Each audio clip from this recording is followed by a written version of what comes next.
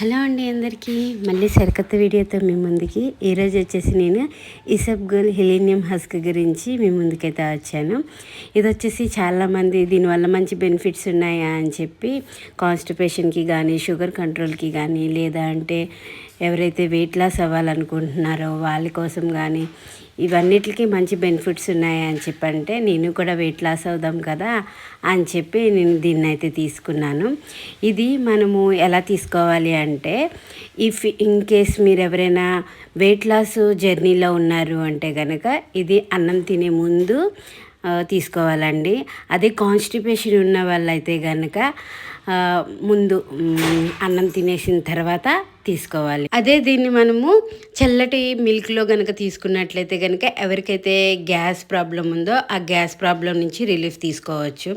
అదే మనం దీన్ని పెరుగులో తీసుకున్నట్లయితే కనుక ఎవరికైతే లూజ్ మోషన్ అవుతున్నాయో వాళ్ళు పెరుగులో కలుపుకొని తాగితే కనుక వాళ్ళకి లూజ్ మోషన్ నుంచి రిలీఫ్ అయితే ఉండిద్ది. అయితే ఇది చాలా హెవీ ఫైబర్ అండి. సో మనము ఇది తీసుకున్న తర్వాత చాలా ఎక్కువ వాటర్ తాగాలి. మినిమం 3 to 4 లీటర్స్ వాటర్ అయితే మనం తీసుకోవాలండి. చాలామందికి క్రేవింగ్స్ ఉంటాయి కదా, ఏదన్నా తినాలి అన్న గంటకి ఇది నైట్ పడుకునే ముందు కూడా తాగితే కనుక ఆ క్రేవింగ్స్ కూడా తగ్గుతాయండి. అలా అని ఇది డైలీ తీసుకోకూడదండి, వీక్లీ 3 times తీసుకుంటే చాలు, మంచి బెనిఫిట్స్ అయితే మీరు చూస్తారు.